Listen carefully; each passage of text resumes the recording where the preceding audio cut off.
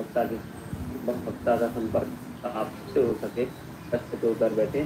चलिए और सावधान सुनते हैं आदरणीय भाई साहब को निमित्त। संकित जी आवाज आ रही है? जी भाई सावधान, निमित्त उपादान की कक्षा हमारी प्रारंभ हो रही है। मंगलाचरण।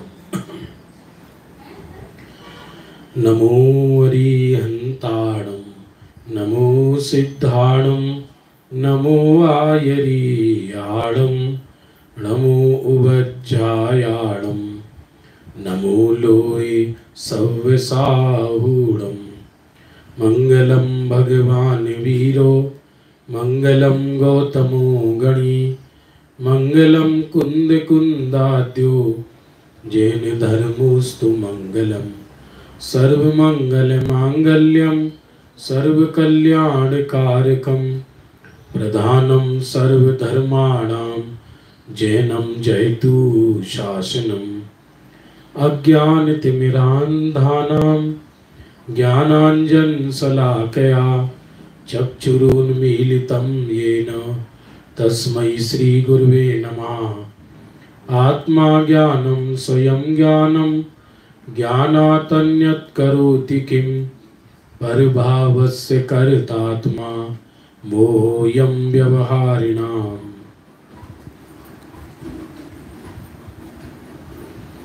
बंधुओं, जैन शासन का बहुत ही महत्वपूर्ण विषय निमित्त उपादान ये चल रहा है। महत्वपूर्ण इसलिए है, यदि हम अपने जीवन को देखें तो प्राय ये देखने में आता है हम अपने सुख दुख का कर्ता दूसरे के सर पर फोड़ते हैं। मैं फेल क्यों हुआ? क्योंकि टीचर ने नहीं पढ़ाया। हम धर्मी क्यों नहीं हैं? क्योंकि वर्तमान में तीर्थंकर नहीं है। हमारे भाव गंदे क्यों हैं? क्योंकि जमाना खराब है। हम रोगी क्यों हुए? क्योंकि हमने गलत खाया। हमारे सारे उत्तर एक लंग से, अरे सच पूछा जाए तो चाहे लौकिक आदमी हो चाहे पारलौकिक, भले ही धर्म का उपदेश कोई कितना भी बड़ा दे, लेकिन जब उनसे लौकिक वार्तालाप करो तो सब एक दूसरे के दोष देखते नजर आते हैं। क्योंकि यदि हमें ये मालूम पड़ जाए, प्यारे बच्चों और मेरे युवा साथियों, ये मालूम पड़ जाए कि कार्य उपादान से होता है, निमित्त से नहीं। इसलिए बिगाड़, सुधार, मोक्ष, सम्यक दर्शन जो कुछ होता है वो अपने द्रव्य की शक्ति से होता है। आपको समझ में आ रहा है नहीं आ रहा है? आप प्रसन्न होकर सुने। ये जो कक्षा है ये एंजॉय करने की चीज है। ये जबरदस्ती सर का भार नहीं है। कई विद्यार्थी सोच रहे होंगे अच्छा शिविर लगा, सिनेमा देखते, पिक्चर देखते, मजा आता। ये क्या पंडितों ने प्राण ले रखे हमारे सुबह से शाम तक। क्योंकि दिखाई कुछ देता है और होता कुछ है। दिखाई तो ये देता है कि अग्नि पर रोटी सिकती है, लेकिन रोटी में यदि सिकने की योग्यता ना हो तो आग रोटी को नहीं सेक सकती। ये एंजॉय करो आप, इसको अपने माथे पर भार मत लो कि कक्षा चल रही है। ये बहुत अद्भुत वस्तु है। अभी तक हमने देखा द्रव्य की शक्ति को उपादान कहते हैं। और जब किसी द्रव्य में कोई कार्य हो, कार्य तो प्रति समय होता ही है।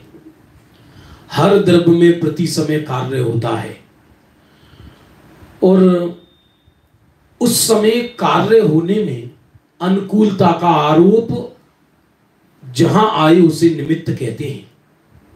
उपादान तीन तरह के कहे, एक त्रिकाली उपादान, एक क्षणिक उपादान, और क्षणिक उपादान के भी दो भेद किए, एक अनंतर पूर्व क्षणवर्ती पर्याय और एक तत्समय की योग्यता। बंधुओं, निमित्त के मुख्यतया चार भेद किए उदासीन निमित्त, प्रेरक निमित्त, अंतरंग निमित्त और बहिरंग निमित्त, ये भेद किए। एक प्रश्न ये आया बहुत अद्भुत कि यदि कार्य त्रिकालीय उपादान से होता है, त्रिकालीय उपादान माने द्रव्य वस्तु, तो कार्य हमेशा होता रहना चाहिए।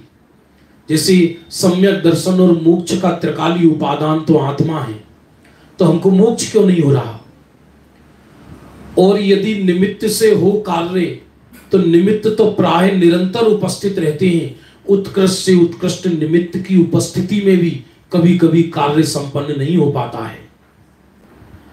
तो इसका मतलब ये रहा कि कार्य की उत्पत्ति में ना तो त्रिकालीय उपादान मुख्य कारण है और ना ही निमित्त मुख्य कारण है, बल्कि क्षणिक उपादान से कार्य होता है।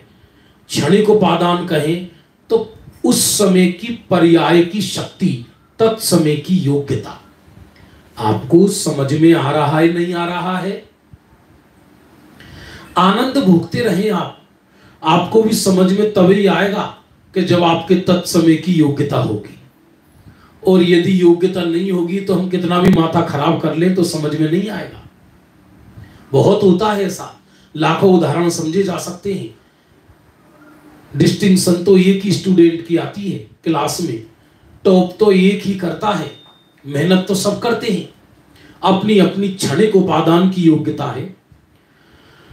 जो कार्य सिद्ध हुआ उससे पहले की जो पर्याय है वो ये बताती है कि कार्य किस विधि पूर्वक संपन्न होगा।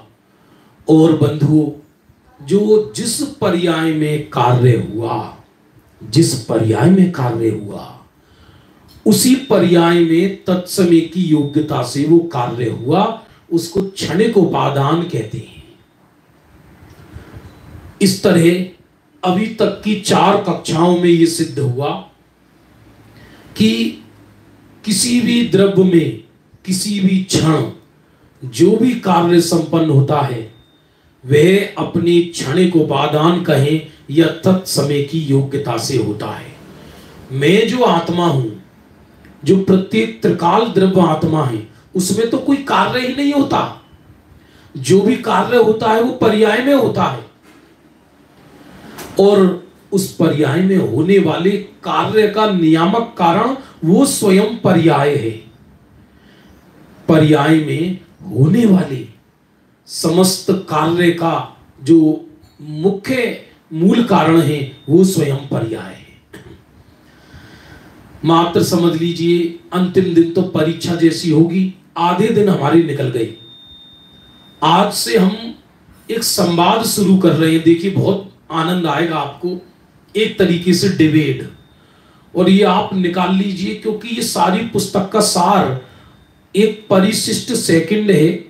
इसी पुस्तक के अंदर यदि आपके पास पीडीएफ हो, भैया भगवती दास जी के निमित्त उपादान के दोहे हैं। ये मैं 2 दिन में लूंगा, आज और कल। एक तरीके से एक तरफ निमित्त खड़ा हुआ है और एक तरफ उपादान खड़ा हुआ है, और दोनों में झगड़ा हो रहा है। झगड़ा कुछ नहीं है, संवाद है। ये तो हम पहले ही कह चुके हैं कि निमित्त उपादान नाम की कोई चीज ही नहीं है। हम जिसकी चर्चा करें वो उपादान बन जाता है, और जो सहयोगी हो वो निमित्त बन जाता है। जैसे मैं आपसे पूछूं, जैसे कुछ लोग कुर्सी पर बैठे हैं, तो आपके बैठने में कौन निमित्त है? आप कहोगे कुर्सी, चलो ठीक है। लेकिन अब हम कुर्सी की चर्चा करें तो कुर्सी उपादान बन जाएगी। कुर्सी किस पर खड़ी है? कि धरती पर, जमीन पर। निमित्त उपादान नाम की कोई चीज ही नहीं है दुनिया के अंदर। मेरे भैया, समझ में आ रहा नहीं आ रहा है?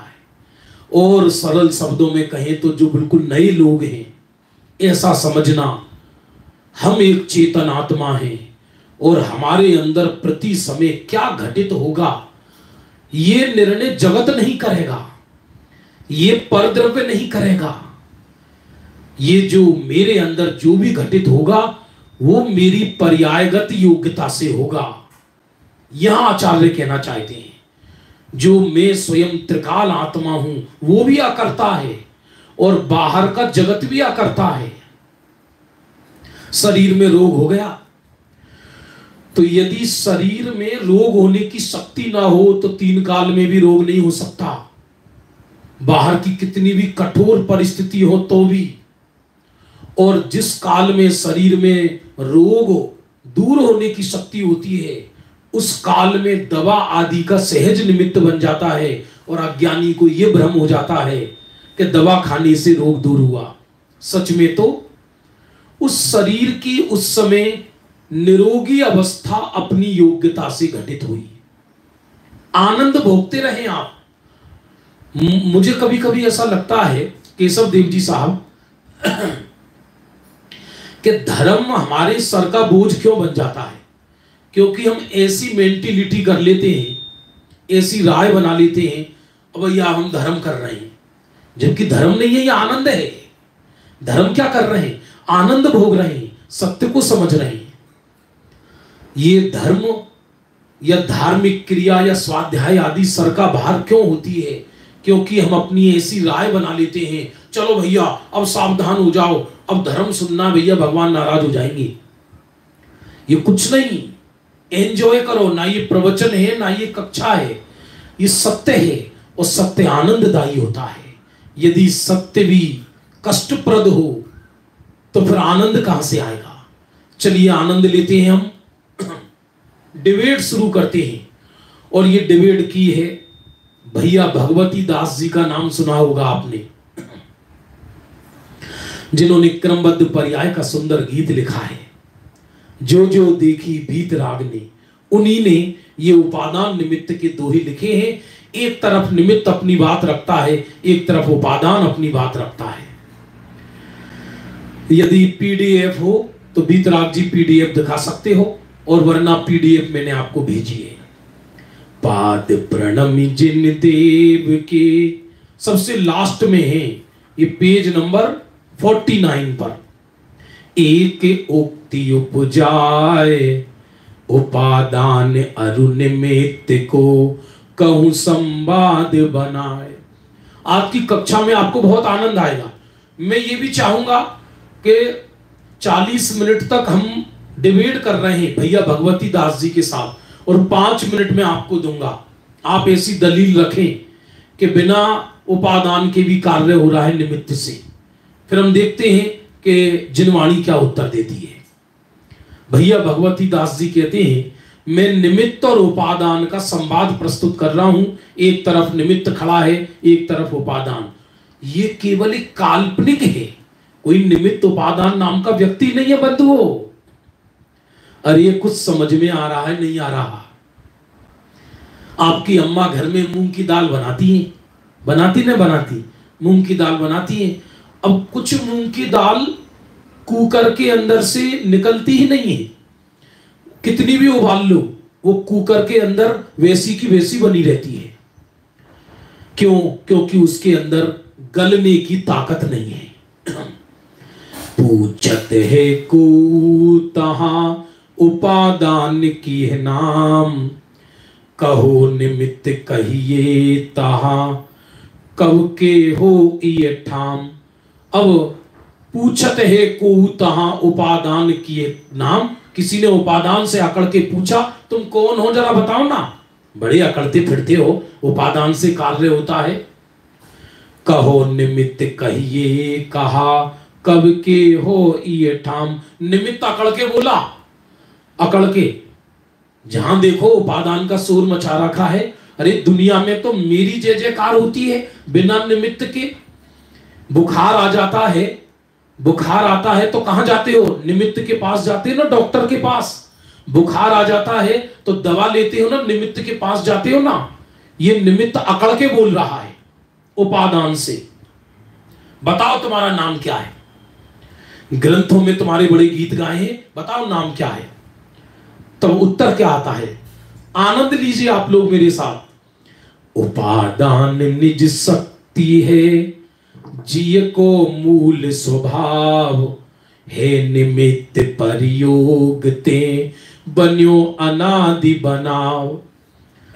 मुझे इतना विश्वास है यदि आपको ये संवाद समझ में आ गया तो ये समझ लीजिए आपको उपादान निमित्त के आप विशेषज्ञ बन जाएंगे, एकदम अद्भुत विशेषज्ञ बन जाएंगे, फिर चिंताएं मिट जाएंगी सारी आपकी। सुरेश जी जैन साहब, अनिल जी साहब, पूरा हमारे जैन बहादुर जी साहब भी आगे साहब द्रोणगिरी से आ गए, बाबूजी द्रोणगिरी चले गए थे बीच में। तो सीधी सीधी एक एक अक्षर में प्रश्नों के उत्तर हैं, बड़े गजब गजब के, आपको सुनकर आनंद होगा। निज शक्ति, आत्मा की निज शक्ति, द्रव्य की निज शक्ति, उसका नाम है उपादान। और जो बाहर में बनाव बनता है, बाहर में जो परिस्थिति बनती है, उसका नाम है निमित्त। लड़की के लिए छोरा देखने गए, लड़का खोजा, अब जब सामने वाले ने कह दिया कि एक लड़का है, या से शादी कर लो, अब शादी हो गई, तो अब वो सामने वाला निमित्त कहलाया। लेकिन ये तो यदि सामने वाला शादी करा सकता है और खुद का छोरा कुआरा बैठा है, उसकी शादी नहीं कराई आज तक, इसका मतलब क्या है? जब कार्य होना हो तो अपने उपादान से होता है, उसका नाम है द्रव्य की निज शक्ति।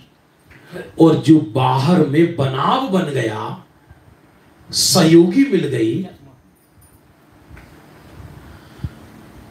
सहयोगी बन गई, सहयोगी मिल गई बाहर में, उसका नाम कहलाता है निमित्त। निमित्त उपस्थित रहता है, निमित्त से कार्य नहीं होता। अरे समझ में आ रहा है, नहीं आ रहा है? बताओ, आश्चर्य होता है। आंटी जी सोनगढ़ से आ रही थी, स्नेहलता जी, मैं तो आंटी कहता था उनको, बच्चों जिनकी स्मृति में ये शिविर लग रहा है, हमारी जैन बहादुर जी साहब की धर्मपत्नी सोनगढ़ से आ रही थी, अच्छी खासी 62 बार तो सम्मेद शिखर की यात्रा की उन्होंने। कितनी बार? 62 बार। भगवान की माता भी बनी वहां पर, बहुत प्रेम था। लेकिन अब देह छूटने का काल आ गया, तो बाहर में तो कोई ना कोई चीज निमित्त बनेगी बनेगी। तो सीधी बात है, द्रव्य की शक्ति, उसका नाम है उपादान। और ये शक्ति दो तरह की, एक द्रव्य शक्ति, एक पर्याय शक्ति। और जो बाहर में बनाव बन गया, उसका नाम है निमित्त। अब निमित्त आकड़ के बोला, तुरंत झगड़ा खड़ा हो गया निमित्त उपादान में। अच्छा, मेरे को कह रहे हो बनाव और खुद कह रहे हो शक्ति, बड़े इतरा रहे हो अपने आप को। उपादान कहे रे, उपादान कहे रे निमित्त, तू का करे गुमान, मोह को जाने जीव वे, जो है सम्यक। नहीं, पहले चौथे नंबर का, निमित्त कहे मुँह को कहे, जानते हैं जग लोए, तेरो नाम न जानहीं, उपादान को होए। ये डिबेट चल रही है, सावधान, अटेंशन। निमित्त अकड़कर बोला, मियां मिट्ठू बन रहे हो, अपने आप को कह रहे हो द्रव्य की शक्ति, और हमको कह रहे हो पर द्रव्य का बनाव। तो निमित्त कहता है, निमित्त कहे मुंह को सब जानते हैं जग लोए। सारी दुनिया मूल्य को जानती है। निमित्त क्या कहता है? देखो ये आया 4 नंबर पे, निमित्त कहे मुंह को सब जानते हैं जग लोए। सारी दुनिया मेरे को जानती है। सुनो सुनो सुनो, जब स्कूल में बच्चा पढ़ने जाता है तो स्कूल निमित्त, पुस्तक निमित्त, गुरुजी निमित्त, कंप्यूटर निमित्त, सब निमित्ती निमित्त तो है। निमित्त कहता है मेरे को सब जानते हैं और तू क्या, तेरे को कोई नहीं जानता। तेरो नाम न जानहीं, उपादान को होए। उपादान तो शक्ति है, तेरे को कौन जानता है? अकड़ता फिर रहा है। उपादान से कार्य होता है, उपादान से कार्य होता है। प्यास लगेगी तो क्या पिएगा व्यक्ति? पानी। दुखी होएगा तो पसीना आएगा तो कहां आएगा? पंखे के नीचे। भूख लगेगी तो क्या खाएगा? रोटी। बीमार होएगा तो कहां जाएगा? डॉक्टर के यहां। अरे सब काम पैसे से होता है, इसलिए निमित्त अकड़ के बोलता है तुझको कोई नहीं जानता, तू तो शक्ति के रूप में पड़ा है तो पड़ा रहे। अब तुरंत उपादान धीरे से बोला। क्या बोलता है देखना, मजेदार बात। उपादान कहे रे निमित्त तू का करे गुमान, अरे मोह को जाने जीव वे जो है सम्यक बान। वाह वाह वाह। उपादान कहता है कि तू क्या गुमान करता है, मेरे को वो जीव जानते हैं जो सम्यक दृष्टि होते हैं, मेरे को वो जीव जानते हैं जो सम्यक दृष्टि होते हैं। तू क्या गुमान करता है, तेरा गुमान करना व्यर्थ है।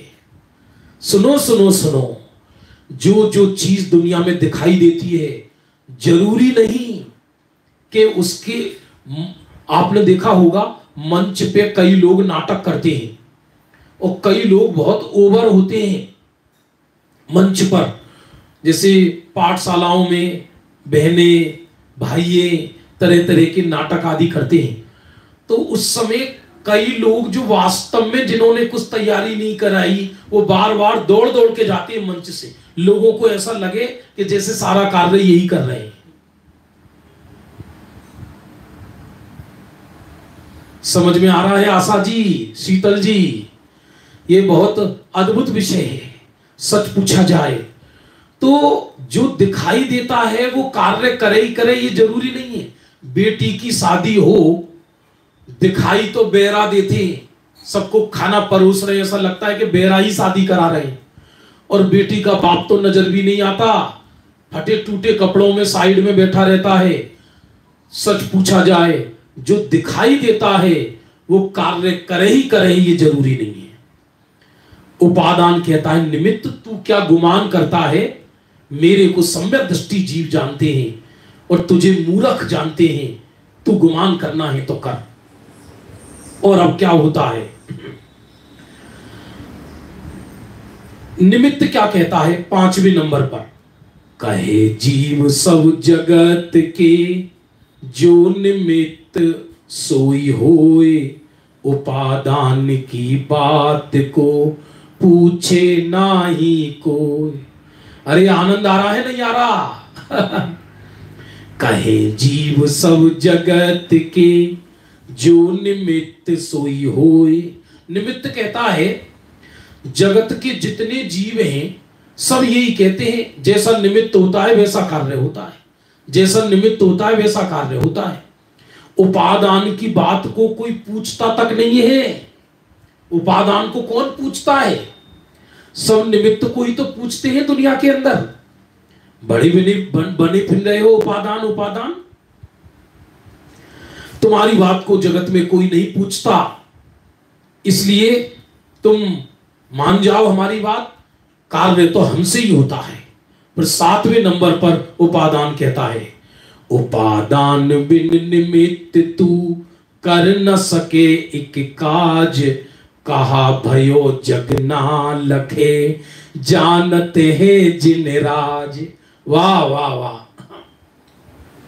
सुनो सुनो सुनो, उपादान कहता है भले ही सारी दुनिया ये कहे कि निमित्त से कार्य हुआ है, उपादान बिन, लेकिन तू बिना उपादान के कभी कार्य नहीं संपन्न करा सकता। मुझे बताओ, आप गाड़ी में पेट्रोल ना हो, यदि गाड़ी में पेट्रोल ना हो और यदि गाड़ी के अंदर पेट्रोल नहीं है, गाड़ी के अंदर इंजन ही खराब है, ड्राइवर कितना भी सुंदर है, ड्राइवर कितना भी सुगढ़ है, तो क्या वो गाड़ी को आगे ले जाएगा? क्या गाड़ी को आगे ले जाएगा क्या? कितना भी सुंदर है और कितना भी सुगढ़ है ड्राइवर, क्या वो गाड़ी को आगे बढ़ाकर ले जा सकता है? क्या कभी भी नहीं ले जा सकता, संभव ही नहीं है। क्यों? क्योंकि उपादान ये कहता है कि ठीक है, सारी मूर्ख लोग ये कहते हैं दुनिया में कि निमित्त से कार्य हुआ, निमित्त से कार्य हुआ, निमित्त से कार्य हुआ, लेकिन तू मेरे बिना एक कार्य संपन्न नहीं कर सकता। और क्या हुआ, लोग मुझे नहीं जानते लेकिन मुझे जिनराज जानते हैं, मुझे जिनदेव जानते हैं, मुझे ज्ञानी जानते हैं, मुझे महात्मा जानते हैं। बताओ, इतने लोग यहां बैठे हैं, मैं आपसे पूछना चाहता हूं आपकी दोस्ती प्रधानमंत्री से हो इसमें गौरव है, या किसी पनवाड़ी या टपोड़ी से हो इसमें गौरव है आपका।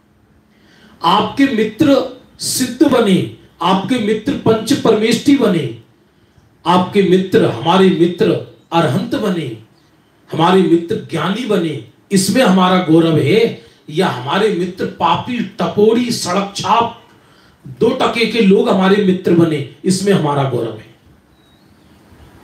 इससे कोई, बचपन में हमने एक सूक्ति पढ़ी थी, एक घोड़े को 100 गधे मिलकर गधा कहे, एक घोड़े को 100 गधे मिलकर गधा कहे तो वो घोड़ा गधा नहीं हो जाता, और एक गधे को 100 गधे मिलकर घोड़ा कहे तो घोड़ा नहीं हो जाता। इसलिए सत्य तो सत्य ही रहता है। तुझे सारी दुनिया जानती होगी निमित्त, लेकिन मुझे जिनदेव जानते हैं। याद रखना, ये झगड़ा नहीं है, ये मूल वस्तु स्वरूप को समझने का एक डिबेट है। बहुत आनंद आएगा। अब आगे सुनो, निमित्त की क्या दलील है। चलो ठीक है, तुम्हें जिनराज जानते हैं, तुम्हें ज्ञानी जानते हैं, हे भैया तोकू तो दुनिया जाने, मोह कोई ना तोकू तो मेरे को मोकू तो सब जाने, और तोकू जिनदेव जाने। तब तू मोए उत्तर दे दे। का उत्तर दे दे, सुनो जरा। देव जिनेश्वर गुरु यति अर्जुन आगम सार, यह निमित्त ते जीव सब पावत है भव पार। निमित्त ने एक दलील दी, सुनना ध्यान पूर्वक। क्या दलील दी निमित्त ने? कि सच्चे देव, सच्चे शास्त्र, सच्चे गुरु और जिनागम रूपी निमित्त से जीव भवसागर से पार होता है। क्योंकि उपादान ने यह कहा कि मेरे बिना तू कार्य नहीं कर सकता, और तुझे दुनिया जानती होगी लेकिन मुझे जिनराज जानते हैं। तब निमित्त ये कहता है, ठीक है तुझे जिनराज जानते होंगे, पर तू मेरी बात का उत्तर दे। सच्चे देव शास्त्र गुरु जिन आगम के बिना भव से पार नहीं होता, आत्मा का कल्याण नहीं होता, भव से पार नहीं होता जीव का। तो बोलो, देव शास्त्र गुरु के निमित्त बिना कोई आत्मा का कल्याण करके दिखा दे। ठीक है तुझे जिनराज जानते हैं, बड़ा अकड़ा अकड़ा फिरता है, तू उत्तर दे। सच्चे देव शास्त्र गुरु के निमित्त के बिना कभी किसी का कल्याण हुआ है क्या? अब तत्काल धीरे से उपादान बोलता है। उपादान अकड़ के नहीं बोलता, उपादान कहते ही उसको है जो शांत है, जो शक्ति है। लोक में ये नियम है, जो कार्य करता है वो शांत और सज्जन होता है। उपादान क्या उत्तर देता है? सुनो सुनो सुनो। यह निमित्त इस जीव को मिलो अनंती बार, उपादान पलटो नहीं तो भटक्यो संसार। उपादान धीरे से बोलता है, निमित्त भैया सुन, देव शास्त्र गुरु तो जीव को अनंत बार मिले। बोलो अनंत बार मिले या ना मिले? हम तीर्थंकर के समवसरण में होकर आए हैं, नहीं होकर आए? बताइए आप। हम जीव द्रव्य हैं। अरे क्या आश्चर्य है, आप जानते हो मारीची आदिनाथ के घर में पैदा हुए और भरत जी के पुत्र थे। किनके पुत्र? भरत जी के पुत्र, स्वयं आदिनाथ के पोते। ऐसा लिखा ग्रंथों में। प्रथम तीर्थंकर की गोद में अंतिम तीर्थंकर खेल रहे हैं। क्यों? वो तो मारीची आदिनाथ के पोते, और आदिनाथ को केवल ज्ञान हुआ। जब आदिनाथ को केवल ज्ञान हुआ तो आदिनाथ को केवल ज्ञान होने पर जब आदिनाथ ने दीक्षा ली तो आदिनाथ अपने दादा का विरोध करके अलग मार्ग चलाया। और जानकर आश्चर्य होगा 3999 राजा तो भगवान के समवसरण में आकर सुधर गए। 3999 999 राजा तो भगवान आदिनाथ के समर्षण में सच्चे मार्ग को प्राप्त हो गए, लेकिन दिया तले अंधेरा स्वयं आदिनाथ के पोते आदिनाथ के मार्ग पर नहीं लगे। इसी को कहते उपादान का चमत्कार। और आज के जमाने में यदि कोई पंडितों के घर के बच्चे धूर्त निकल जाएं या पंडितों के मार्ग का अनुसरण नहीं करें तो लोग उन्हें कुछ भी कहते हैं, नाम धरते फिरते हैं। अरे भाई, सब कार्य अपने अपने उपादान से होता है। पंडित के घर में पैदा हो जाएगा तो मोक्ष थोड़ी हो जाएगा, बल्कि उल्टा है शीतल जी, कभी कभी तो। क्योंकि यदि कल्प वृक्ष घर में हो और धर्म का वातावरण, तो धीरे धीरे जरूरी नहीं है हर किसी को महिमा आई जाए, उपादान जागृत यदि नहीं हो तो। यह निमित्त इस जीव के मिल्यो अनंती बार, उपादान पलट्यो नहीं तो भटको संसार। उपादान नहीं पलटा तो संसार भटका। स्पॉटलाइट कर दो बीतराग जी। सुनो सुनो सुनो, मैं एक घटना बता रहा हूं आपको, आनंद आएगा आपको सुनकर, उपादान की महिमा आएगी आपको सुनकर। इतना जरूर सुन लेना, निमित्त को कोई गालियां नहीं दी जा रही, निमित्त नाम की चीज ही नहीं है। सच बात तो यह, निमित्त उपादान हमने खड़े किए अपने अज्ञान से, घबराना मत। अज्ञान से माने निमित्त और उपादान नाम की चीज कोई है ही नहीं। जब जिस चीज पर हम घटित करते हैं वो उपादान कहलाता है, दूसरी पार्टी निमित्त बन जाती है। बन क्या जाती है? हमने बना दी। जिसको हम निमित्त कह रहे हैं वो तो अपनी दृष्टि से उपादान ही है। कोई द्रव्य किसी की नौकरी करने के लिए पैदा नहीं हुआ। धरती का चप्पा चप्पा स्वतंत्र है, हर द्रव्य अपने अंदर अंतर्मग्न है और आनंद भोग रहा है।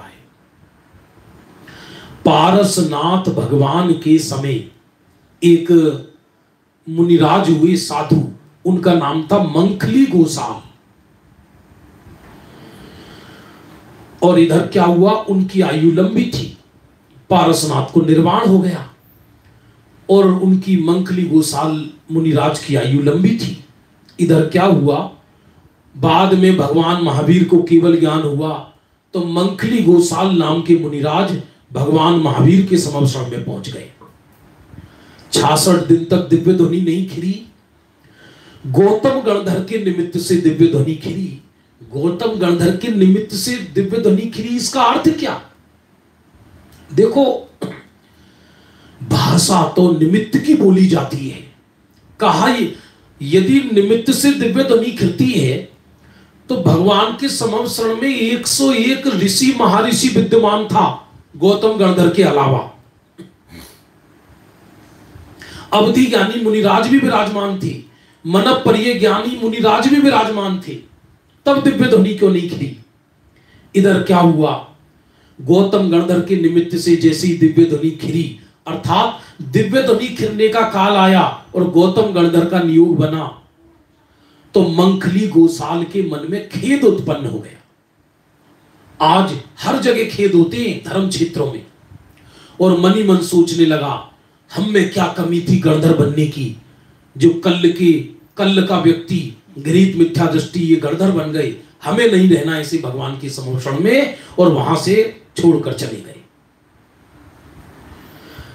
और आपको जानकर आश्चर्य होगा, छोड़कर चले गए और फिर गुस्से में आकर अंदर ही अंदर, भगवान को तो निर्वाण हो गया, बाद में अन्य मत का प्रवर्तन किया।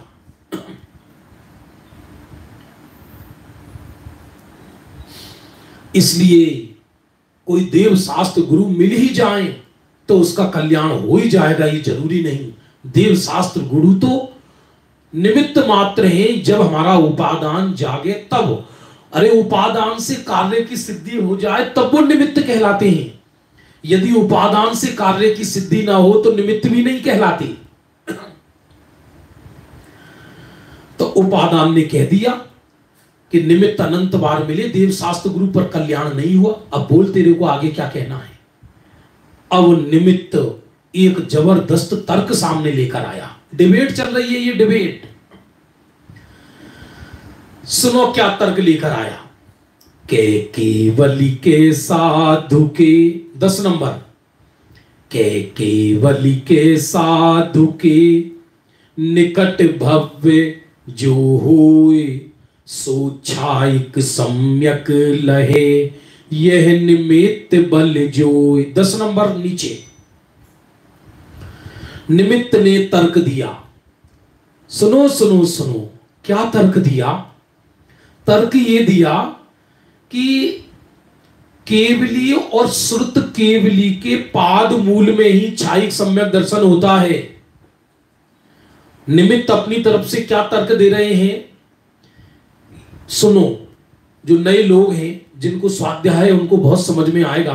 3 तरह के सम्यक दर्शन होते हैं। औपसमिक सम्यक दर्शन, छायोपसमिक सम्यक दर्शन, छाइक सम्यक दर्शन। तो जो छाइक सम्यक दर्शन होता है और तीर्थंकर प्रकृति होती है, यहां छाइक सम्यक दर्शन का तर्क दिया है। वो या तो सर्वज्ञ भगवान हो केवली, या हो श्रुत केवली। जैसे इस युग में पंचम काल में अंतिम श्रुत केवली भद्रबाहु स्वामी हुए। तो छाइक सम्यक दर्शन केवली और श्रुत केवली के ही पाद मूल में होता है। ये निमित्त ने तर्क दिया। के केवली के साधु के निकट भव्य जो होए, निकट भव्य केवली और श्रुत केवली के चरणों में जाए तो ही छाइक सम्यक तो ले सकता है। ये निमित्त का बल नहीं तो और क्या है। तर्क समझ में आया या नहीं आया? प्रश्न समझ में आया या नहीं आया? ये निमित्त ने, डिबेट चल रही है। एक तरफ निमित्त खड़े हैं, एक तरफ उपादान। यदि उपादान से कार्य होता है तो छाइक सम्यक तो केवली श्रुत केवली के बिना करके दिखा दे। पंचम काल में कोई भी व्यक्ति छाइक सम्यक तो करके दिखा दे। निमित्त बोला क्योंकि निमित्त ही नहीं है, केवली श्रुत केवली नहीं है। अब उत्तर सुनो उपादान का, मजेदार। केवली अरु मुनिराज के, वाह 11 नंबर, केवली अरु मुनिराज के पास रहे बहुलोय, पे जाको सुलट्यो धनी छाइकता को हो। आया समझ में? ये बहुत, आप इस दोहे को विस्तार से पढ़ोगे तो महीनों में होगी ये कक्षा पूरी। लेकिन समझ लीजिए आपको ये 3 क्लासों में, आज कल और परसों 3 क्लासों में निमित्त उपादान का पूरा विषय क्लियर हो जाएगा। उपादान तत्काल बोला निमित्त से, ए भाई तुम ये कह रहे हो केवली श्रुत केवली छाइक सम्यक तो कराते हैं, तो केवली श्रुत केवली के चरणों में तो लाखों जीव बैठे रहते हैं। केवली श्रुत केवली के चरणों में तो लाखों जीव बैठे रहते हैं, लाखों। 3-3 लाख श्राविकाएं, 1-1 लाख श्रावक, 20-20 हजार मुनिराज। लेकिन सबको छाइक सम्यक तो हो जाए। अरे कई तो जीव ऐसे भी बैठे रहते हैं भगवान की सभा में कि जिनको छाइक सम्यक तो क्या मिथ्या दृष्टि रहते हैं, सम्यक्त भी नहीं हो पाता। भगवान की सभा में सभी बैठे जीव कोई सम्यक दृष्टि हो ही जाए ये जरूरी नहीं है। और यदि केवली और श्रुत केवली के निमित्त से छाइक सम्यक दर्शन होता हो तो केवली श्रुत केवली के चरणों में आने वाले सभी जीवों को छाइक सम्यक हो जाना चाहिए। हम भगवान के अनंतवार समवसरण में से आ गए। आपको जानकर आश्चर्य होगा कि राम और लक्ष्मण सगे भाई थे। राम लक्ष्मण से बहुत प्रेम करते थे। लंका विजय के बाद लक्ष्मण, राम और सीता देशभूषण कुलभूषण केवली के समवसरण में गए और वहां जाकर राम ने व्रत अंगीकार किए, पंचम गुण स्थान। सीता ने भी व्रत लिए और राम ने सोचा लक्ष्मण को भी व्रत दिला दें, और पीछे मुड़ के देखा तो लक्ष्मण जी गायब, उठ के चले गए। ऐसा होता है। जिनके भाग्य हो वो ही जैन धर्म पढ़ पाते हैं। बाद में रामचंद्र जी ने बाहर आकर उनसे पूछा, तुम क्यों आ गए वापस? तो लक्ष्मण जी कहते हैं, क्या कहते हैं, हम तुम्हारी अयोध्या जाने की व्यवस्था कर रहे थे। उन्होंने भगवान से पूछा कि प्रभु, जब जब मैं लक्ष्मण को तत्व ज्ञान, तत्वज्ञ तो ही सम्यक दृष्टि थे लक्ष्मण, लेकिन बाद में इन नारायणों का सम्यक छूट जाता है और अधोगति जाते हैं, लो हद हो गई। केवलियों के समवसरण में जाने वाले भी नारायण, नो के नो नारायण, जो तीर्थंकरों के कुलों में, तीर्थंकरों के समय उत्पन्न होते हैं, जहां केवली सुत केवलियों की भरमार रहती है, वो नरक चले जाते हैं। छाई सम्यक्त वाला तीसरे नरक चले गए। बोलो आप, सम्यक्त की आराधना करके। इसलिए केवली सुत केवली यदि सम्यक्त कराते हैं, छाई सम्यक्त, तो सबको छाई सम्यक्त हो जाना चाहिए। एक लाइन लिखी, पे जाको सुलटो नहीं, जिसका उपादान जागृत नहीं हुआ वह छाई सम्यक्त नहीं ले सकता, और जिसका उपादान जागृत हुआ उसको छाई सम्यक्त का काल आ जाता है। इसलिए केवली श्रुत केवली का नियोग मिल जाता है। देखने देखने की कला चाहिए। पूर्णमासी के दिन समुद्र उछलता है तो चांद आकर कोई उपकार नहीं करता। काल प्रत्याशक्ति है, ऐसा नियम है कि पूर्णमासी का चांद खिलने का काल आता है और समुद्र के उछलने का काल आता है। उसी तरह छाई सम्यक्त का काल आता है तो केवली श्रुत केवली का नियोग बन जाता है। मैं चाहूंगा किसी को कोई प्रश्न हो तो आप, हमारे बीतराज जी उनको स्पॉटलाइट करेंगे, और आप 4 मिनट बची है, 3 मिनट आप अपना प्रश्न पूछ सकते हैं। नेमीचंद जी साहब, तो आप सब स्वाध्यायी जीव हैं, काफी लोग जो नए लोग हैं, भाई आप लोग अपनी खोल के रखा करो वीडियो। यदि वीडियो खोल के नहीं रखोगे तो फिर समझ में नहीं आएगा। ऋचा जी, आपको कोई प्रश्न हो तो पूछ सकती है। श्वेता जी, कोई प्रश्न हो तो पूछ सकती है। नीरज जी, कोई प्रश्न हो तो पूछ सकते हैं।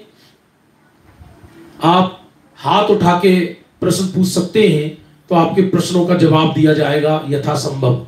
आपको स्पॉटलाइट कर दिया जाएगा। आप हैंड रेज कर दें उसमें से, अपने जूम से। ये बड़ा मर्म की बात चल रही है, जबरदस्त मर्म की बात है। हमको लगता ऐसा है कि कारण उसने मेरा बिगाड़ कर दिया, उसने मेरा सुधार कर दिया। अरे भैया, हम हमेशा निमित्तों की महिमा गाते रहते हैं, जबकि हम पढ़ाई उपादान की कर रहे हैं तो भी 24 घंटे निमित्तों की महिमा गाते रहते हैं। अरे भाषा भले ही जगत की हो, लेकिन कार्य तो उपादान से ही होता है। इस तरह से ये निमित्त और उपादान के दोहे चल रहे हैं अद्भुत। अनंतवार मिले, सम्यक केवली मुनिराज भी मिले, कई बार ज्ञानी भी मिल गई, तो भी क्या हमने कल्याण कर लिया। हाँ, वैशाली जी को स्पॉटलाइट कीजिए। बीतराग जी, हाँ बोलिए वैशाली जी। जय जिनेन्द्र। भैया जी, आपने 2 तरह की शक्ति बताई थी, द्रव्य शक्ति और पर्याय शक्ति। Very good. पर्याय, हाँ, तो इसमें द्रव्य शक्ति और पर्याय शक्ति में से पर्याय शक्ति कौन सी है? बहुत बढ़िया। वैशाली जी का प्रश्न है कि द्रव्य शक्ति और पर्याय शक्ति 2 बताइए। तो जिस द्रव्य में कार्य होता है उस द्रव्य को द्रव्य शक्ति कहते हैं। जैसे सम्यक दर्शन आत्मा में होगा तो आत्मा में स्वयं, आत्मा में ही सम्यक दर्शन होगा, जड़ में नहीं, ये द्रव्य शक्ति कहलाएगी।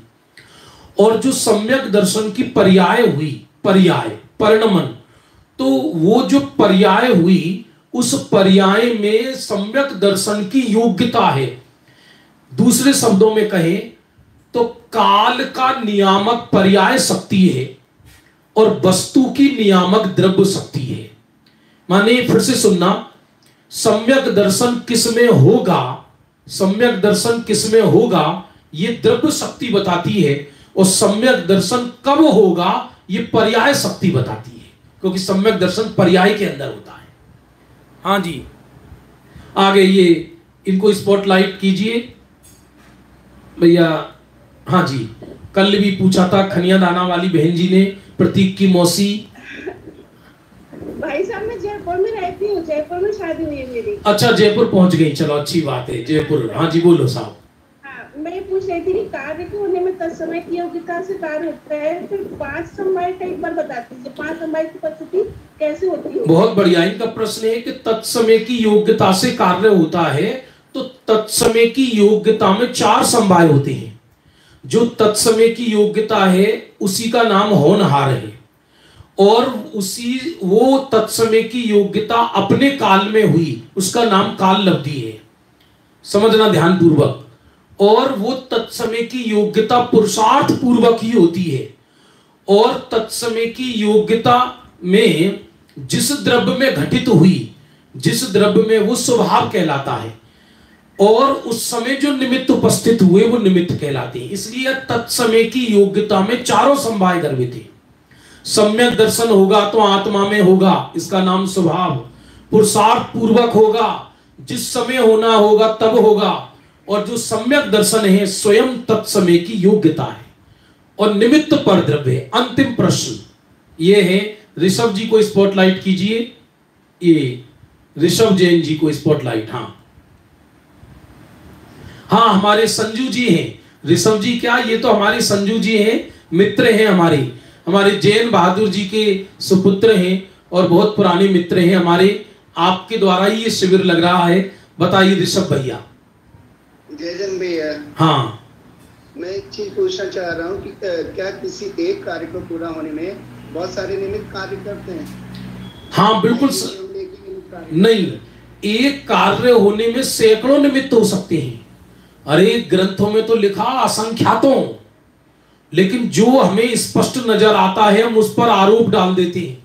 जैसे अब शरीर में रोग हुआ, अब आपके यहाँ 2 ऐसी दुर्घटना हुई और फिर भी आप शिविर लगा रहे हो, ये आपके धार्मिक होने की निशानी है। आपकी माता जी का स्वर्गवास हुआ, तो सच पूछा जाए, उपादान की दृष्टि से देखा जाए तो देह के छूटने का काल था। अब उसमें क्या क्या निमित्त बना, रोग निमित्त बना, असाता वेदनी अंतरंग निमित्त बना, बाहर में कोरोना निमित्त बना। तो निमित्त बहुत सैकड़ों हो सकते हैं, पर उपादान एक होता है। निमित्त सैकड़ों, एक चाय बनने में उपादान एक होती है, निमित्त बहुत चीज होती है। निमित्त तो बहुत सारे कहलाएंगे और कई निमित्त हो सकते हैं, लेकिन याद रखना ये सब कथन है। एक प्रश्न और आ रहा है, देखो समय हो रहा है, फिर इस पर दूसरी कक्षा हो रहे। ये है सोनाक्षी जैन, सोनाक्षी जैन। हाँ जी, सोनाक्षी को स्पॉटलाइट कीजिए, सोनाक्षी जी को। जैसे आपने कहा अभी कि निमित्त एक ही निमित्त बहुत सारे हो सकते हैं, उपादान एक ही होता है। हाँ। और अभी जैसे कुर्सी वाला कार्य बताया आपने, तो उसी में हम एक कार्य को मतलब एक निमित्त बता रहे हैं और एक कुर्सी रूपी उसको निमित्त बता रहे हैं हम उपादान है। पर कुर्सी की तरफ से देखें तो वो उपादान है और बाकी अन्य निमित्त है, तो एक ही कार्य में 2 उपादान भी तो निकल रहे हैं। नहीं, देखो उपादान माने वस्तु की शक्ति। वो जो हमने एग्जाम्पल दिया था वो तो ये बताया था कि हम जब उपादान की दृष्टि से देखें तो दूसरी चीज जो सहयोगी बन रही है वो निमित्त कहलाती है, और वही चीज अपने आप में उपादान भी है। यूं तो पूरी धरती पर जितने द्रव्य हैं, जितने कार्य हैं, उतने उपादान हैं। यहां जब एक कार्य संपन्न होता है तो यहां कह रहे हैं कि एक कार्य संपन्न होने में त्रिकाल उपादान और क्षणिक उपादान होते हैं, लेकिन बाहर में निमित्त बहुत हो सकते हैं। वो कुछ हमको नजर आ सकते हैं और कुछ हमको नजर नहीं आ सकते। बंधुओं, समय हो रहा है, फिर कल अब दोबारा हम डिबेट लेकर आएंगे। बहुत रोमांचक डिबेट है। मन में से दुख निकाल दो, कष्ट निकाल दो, प्रसन्न होना सीखो, क्योंकि बाहर की परिस्थिति हमारे हाथ में नहीं है। उपादान हमारे पास है, हमारी प्रसन्नता हमारे पास है। हम सुखी हो सकते हैं क्योंकि ये हमारे उपादान में है। धरती का कोई भी निमित्त हमको दुखी नहीं कर सकता, धरती का कोई भी निमित्त हमको सुखी नहीं कर सकता। इसी भावना के साथ आज की ये निमित्त उपादान की कक्षा यहीं समाप्त होती है। आगे के कार्यक्रम की घोषणा करें संचालक महोदय। अभी हमारे यहाँ पे संजय जी